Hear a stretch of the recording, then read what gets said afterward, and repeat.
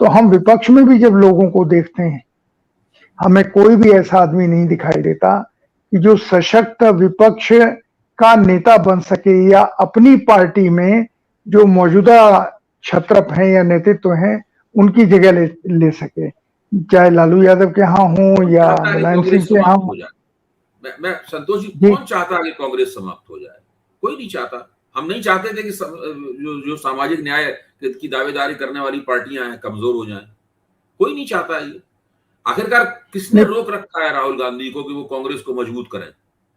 नहीं, पर मुझे लगता है राहुल गांधी ने अभी जो एक भाषण दिया जिसमें उन्होंने कहा कि मुझे जूतों से पीटा गया और मुझे, लेकिन लोग समाज चाहता था कि मैं सीखूं, ये सब जो उन्होंने भाषण दिया है उसमें कितनी आत्मदया है, कितनी आत्महीनता है उसके अंदर।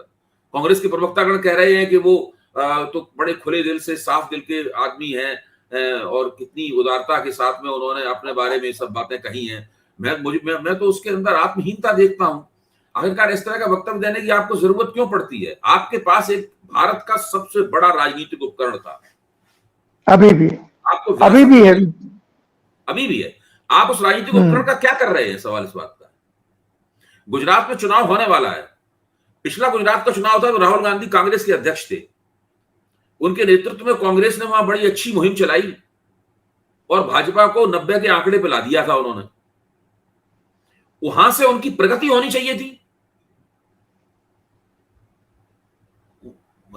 उसके बाद लगातार उनकी, आप देख रहे हैं, उनका ग्राफ नीचे जा रहा है। आज वो कांग्रेस के अध्यक्ष नहीं है, उसके बावजूद कांग्रेस के अध्यक्ष के सारे अधिकारों का उपभोग कर रहे हैं। वो कांग्रेस के डिफेक्टो प्रेसिडेंट हैं, डिजूरी प्रेसिडेंट नहीं है, इसलिए उन्हें किसी बात की जवाबदेही नहीं है उनकी।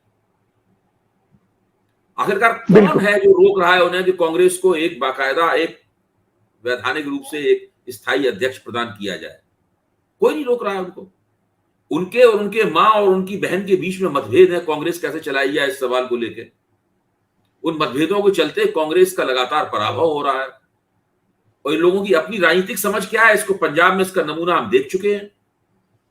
वो अपने वक्तव्य में उन्होंने कहा कि हमने मायावती से कहा था कि आप मुख्यमंत्री बनाने का प्रस्ताव रखा था, जैसे कि मुख्यमंत्री पद इनके पास हो, मायावती को भेंट करने जा रहे हो। क्या मुख्यमंत्री पद खाली था जिसपे उठा के मायावती को बैठा देना चाहते हैं वो?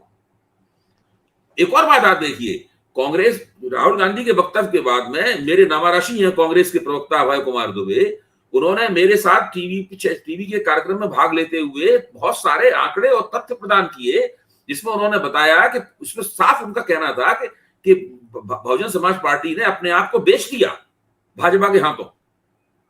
और भाजपा के कहने पे उन्होंने 152 निर्वाचन क्षेत्रों में उम्मीदवार खड़े किए, ये आरोप लगाया उन्होंने। कांग्रेस के राष्ट्रीय प्रवक्ता ने आरोप लगाया कि बहुजन समाज पार्टी ने भाजपा के कहने पे 152 क्षेत्रों में अपने उम्मीदवार खड़े किए। जहां समाजवादी पार्टी के उम्मीदवार थे वहां यादवों को टिकट दिया उन्होंने ताकि वो समाजवादी पार्टी का उम्मीदवार हार जाए, और वास्तव में वो लोग हार गए। उनके पास बहुत सारे तथ्य और आंकड़े थे। साफ वो कह रहे थे कि बहुजन समाज पार्टी पूरी तरीके से भाजपा का गेम खेल रही थी। आप सोचिए कि एक पार्टी इसको अपने दम पर 2007 में पूर्ण बहुमत प्राप्त हुआ था उत्तर प्रदेश में, वो पार्टी भाजपा की बी टीम के तौर पर काम कर रही थी। अगर उनके आरोपों को सही माना जाए, मेरे पास कोई सबूत, कोई तरीका नहीं उन आरोपों को प्रमाणित करने का, लेकिन चूंकि राष्ट्रीय मंच पर कह रहे थे इसलिए मैं दोहरा रहा हूं उसको। और भाजपा, बसपा की तरफ से अभी तक उसका खंडन नहीं आया है उन आरोपों का। अब आप सोचिए कि आप ये इन लोगों से हम क्या उम्मीद करें, जिसमें एक इतनी बड़ी पार्टी जो अपने दम पर प्रदेश में बहुमत प्राप्त कर चुकी है, उसके बारे में कहा जा रहा है कि उसको भाजपा ने खरीद लिया था। चाहे डर के कारण कर रही हो, भय के कारण कर रही हो, या पैसे की वजह से कर रही हो, किस वजह से कर रही हो, ये सब जांच के विषय है। अब आप कैसे इन लोगों पर भरोसा करेंगे?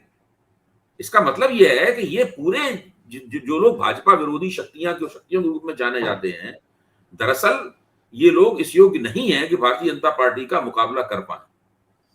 अब समय ही हम लोगों के सामने एक नई शक्ति कोई खड़ी करेगा जो भारतीय जनता पार्टी का मुकाबला करेगा और लोकतंत्र की उस शर्त को भी पूरा करेगा कि लोकतंत्र को एक मजबूत विपक्ष की जरूरत होती है।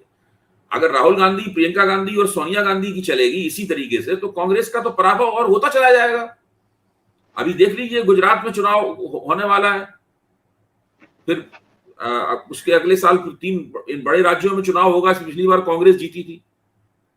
ये हम लोगों ने कहा था, ये आपने पिछली बार पूछा था क्या ये शोक गीत होगा कांग्रेस का। मुझे तो उस शोक गीत का शुरुआती आलाप और शुरुआत सब गायन सुनाई पड़ने लगा है अभी से।